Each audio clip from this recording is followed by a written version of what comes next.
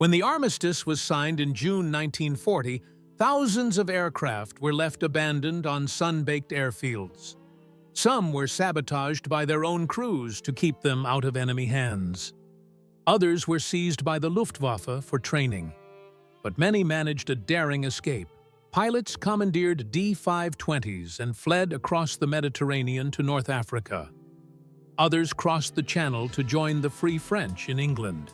The tragedy of French aviation in the Second World War isn't a lack of engineering brilliance. The Léo 451 and the Bloch 174 proved France could build world-class machines. The failure was a heartbreaking cocktail of lost time, fractured politics, and stalled production. This is the story of every French plane that took to the skies in World War II.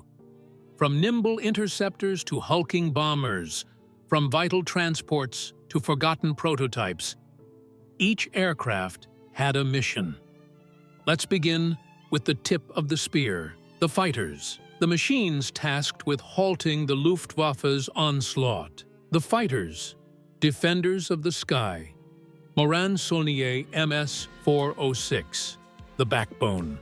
It was France's first modern, low-wing monoplane fighter, featuring a retractable undercarriage and an enclosed cockpit. With a top speed of just over 300 miles per hour, it was a sturdy workhorse, yet it struggled to hunt down fast German bombers. Dewoitine D-520, the French Spitfire. If the 406 was the past, this was the future. Sleek, fast, and lethal. Armed with a 20mm cannon firing through the propeller hub and 4 wing-mounted machine guns, it was the only French fighter capable of meeting the Messerschmitt on equal terms. Bloch 152, the Brawler. While the D-520 was elegant, the Bloch 152 was pure muscle. Built around a massive radial engine, it possessed a snub-nosed, aggressive profile. It had a rocky start. The prototype famously refused to fly, but once perfected, it became a flying tank. Curtiss Hawk 75, the American savior. Though not French-built, this was the darling of the Air Force. France purchased hundreds from the United States before the war. Pilots adored its incredible handling and rugged radial engine. Arsenal VG-33. The Ghost. This is the great what-if of French aviation. Constructed largely of wood to conserve strategic metals, it was a masterpiece of aerodynamics. It was faster than the D-520 and nearly as quick as the Bf-109, all while handling like a dream. Caudron C 714. The Cyclone. Another attempt at a lightweight wooden fighter, but unlike the Ghost, this one was a disaster.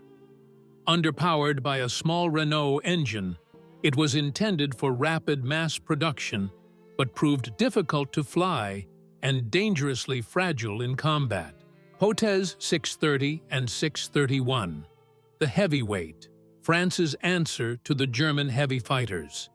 This twin-engine, 3-seat aircraft looked modern and intimidating, but it was plagued by unreliable engines. While the 631 fixed these issues and became a capable night fighter, it was simply too slow for daytime dogfights. Bloch MB 151, the little brother, the predecessor to the tough 152. It was underpowered and lacked punch, mostly relegated to training. Yet, in the desperate days of May 1940, anything with a gun was thrown into the fray. Dewoitine D-510, the Old Guard. A relic from the mid-30s, this open-cockpit monoplane with fixed trouser landing gear was hopelessly obsolete by 1940. Yet, in North Africa and colonial outposts, it remained on the roster. A haunting reminder of how fast technology had evolved. The bombers. Striking back. If the fighters held the line, the bombers were meant to break it. France possessed a strange mix of the futuristic and the ancient.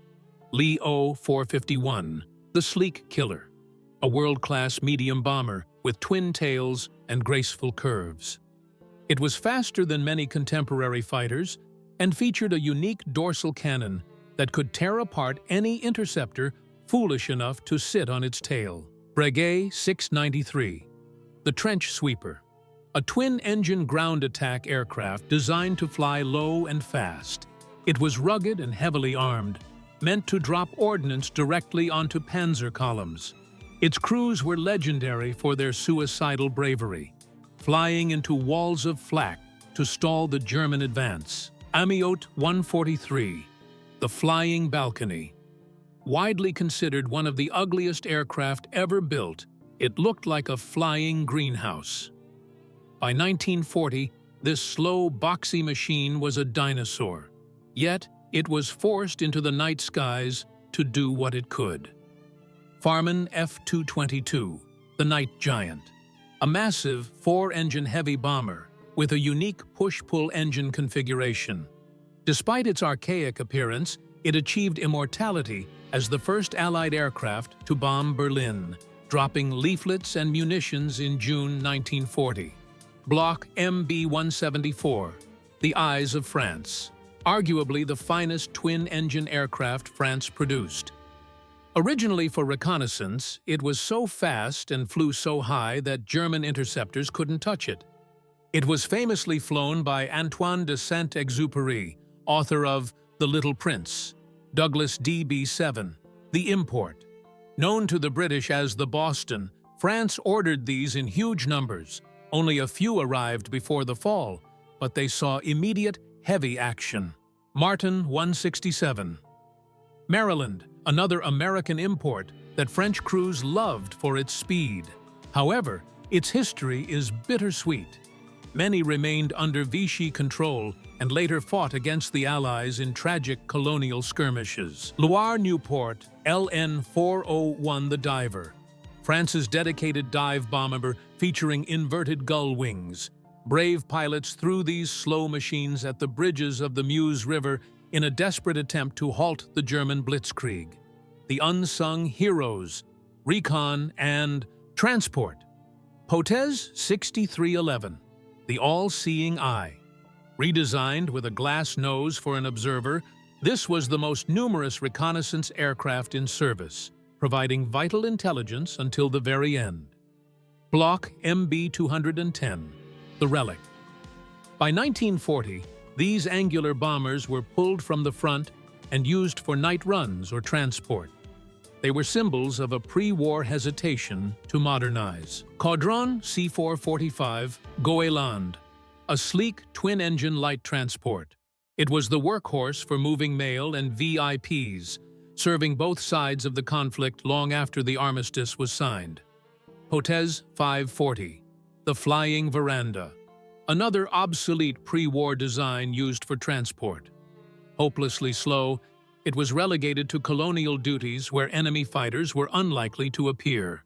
Arsenal-Delanne 10, the Weirdo. We conclude with a prototype, a bizarre tandem wing fighter where the tail was nearly as large as the front wing. It actually flew well, but the Germans captured the prototype before its potential could be realized. SE-100, the Monster, a massive, tricycle-gear heavy fighter with overwhelming firepower. Though it crashed during testing, it proved that French engineers were still dreaming big, even as the clock ran out. The final flight. The story of the French Air Force in 1940 is often told as a footnote, but the metal and wood of these machines tell a different tale. It is a story of engineers racing against an impossible clock, and pilots flying into the teeth of a storm in machines that were, at times, more art than weapon. Though the Armistice silenced the factories, the spirit of these wings lived on.